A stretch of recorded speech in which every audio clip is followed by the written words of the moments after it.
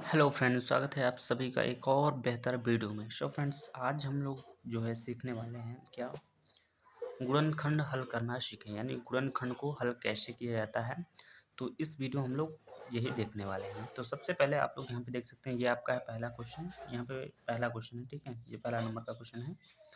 तो पहला क्वेश्चन में क्या बोल रहा है कि एक्स स्क्वायर प्लस में दिया गया 18x और प्लस में दिया है 81, ठीक है। ये गुणनखंड का हमारा पार्ट 1 वीडियो रहेगा, ठीक है, क्योंकि इस वीडियो हम लोग गुणनखंड का पहला टाइप के जो क्वेश्चंस होते हैं उसको कैसे हल किया जाता है, तो उसी को हम लोग सीखने वाले हैं, ठीक है। तो समझिए, यहाँ पर हमें 3 पद दिखाई दे रहे हैं। ये आपका है पहला पद, ये है दूसरा पद और ये है तीसरा पद। तो इसमें कितने पद हैं? 3 पद हैं। तो गुणनखंड में होता क्या है, गुणनखंड के 3 पदों में से हमें सबसे लास्ट वाला जो पद होता है उसी को ध्यान में लिया जाता है। तो इसका जो लास्ट पद है, आप लोग यहाँ पे देख पा रहे होंगे, इसका जो लास्ट पद है वो कितना है?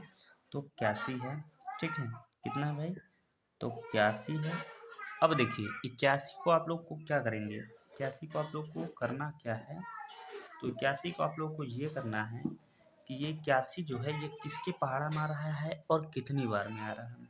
तो अगर आप लोग पहाड़ा पढ़ते हैं 9 का 9 बार, तो 9 का अगर पहाड़ा पढ़ेंगे 9 बार तो 9 9 क्या हो जाएगा? 81 हो जाएगा। ये हो गया। अब क्या 9 और 9 जोड़ने पर हमें ये बीच वाला मिल रहा है, इसको भी ट्राई कर लेते हैं। तो हमारा यहाँ पर हो जाएगा 9 और प्लस में यहाँ पर कितना 9, तो 9 और 9 कितना होता है? 18 होता है। अभी देखिए यहाँ पर 9 प्लस 9 है। अब आप लोग सोचेंगे ये कहाँ से आ गया, तो देखिए हमने पढ़ा 9 का 9 में, तो हमें लास्ट वाला वैल्यू जो है मिल गया, यानी लास्ट वाला पद मिल गया। और इन दोनों संख्याओं को जब जोड़ा जाएगा तो हमें बीच वाला भी प्राप्त होना चाहिए, लेकिन इसके साथ तो x है। तो अगर हम इसमें x से गुणा करा देंगे तो ये हमारा हो जाएगा क्या, 9x और प्लस में यहाँ पर हो जाएगा क्या, 9x इक्वल टू में हो जाएगा क्या यहाँ पर 18x। अब आप लोग देख पा रहे होंगे ये है आपका 18x, यहाँ पर भी लिखा है आपका 18x।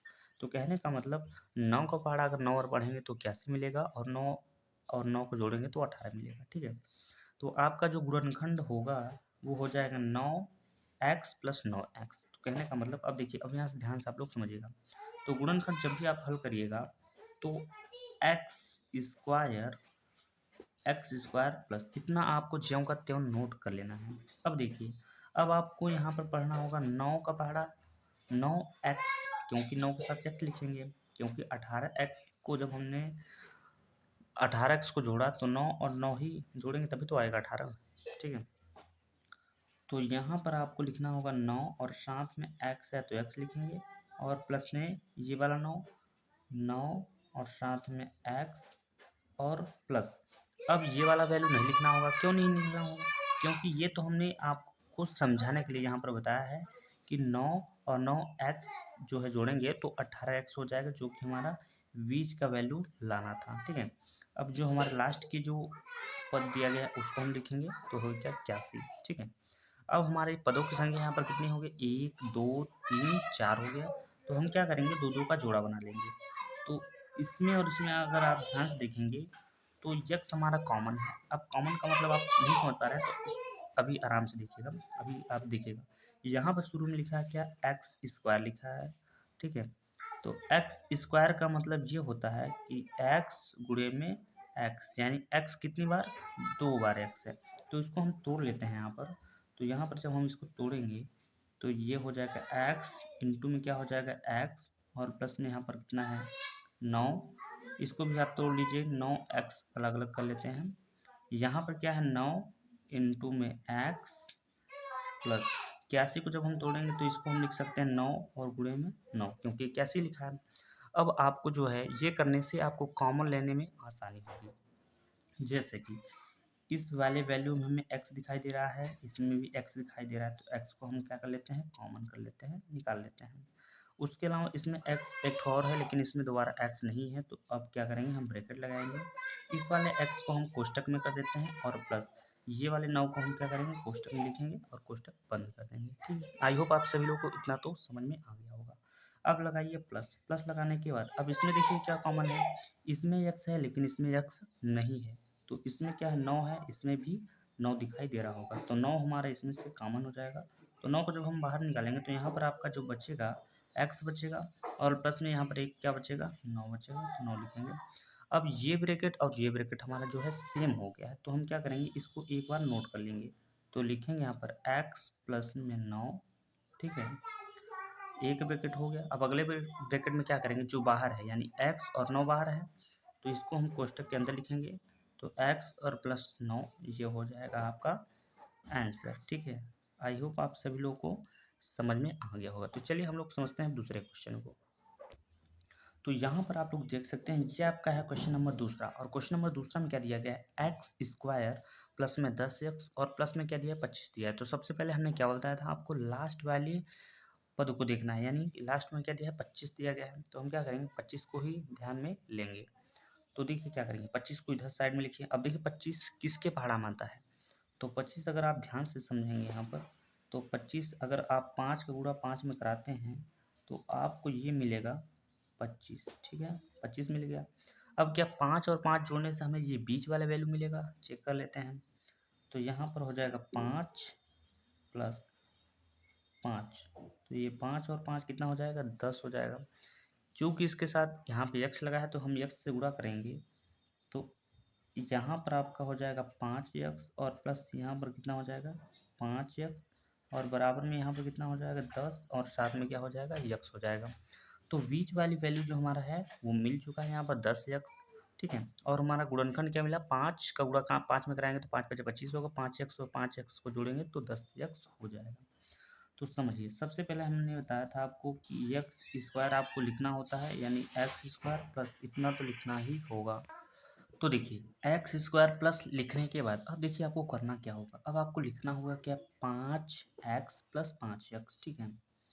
तो यहाँ पर आप लिखेंगे क्या, 5x, और प्लस में क्या लिखेंगे यहाँ पर, 5x, और प्लस में लास्ट वाला जो वैल्यू होगा, यानी कि यहाँ पर कितना लिखा होगा, 25, ठीक है। अब देखिए हमारे यहाँ पर कितने पद बन चुके हैं, टोटल यहाँ पर 4 पद बन चुके हैं। अब 4 पद में से हमें क्या करना होगा, कॉमन करना होगा, जैसा कि हमने पहले क्वेश्चन में बताया था। तो कॉमन लेने का मतलब यहाँ पर एक्स स्क्वायर का मतलब यहाँ पर 2 बार एक्स है, आपको पता है, ठीक है। तो एक एक्स हम क्या करेंगे, यहाँ से बाहर निकालेंगे, बाहर निकालेंगे। यहाँ पर 2 बार एक्स था तो एक एक्स यहाँ पर क्या रहेगा, बचा हुआ रहेगा। और प्लस में यहाँ पर एक्स जब यहाँ से गायब हो गया, यानी कॉमन निकाल लिया गया, तो यहाँ पर 5 बचेगा।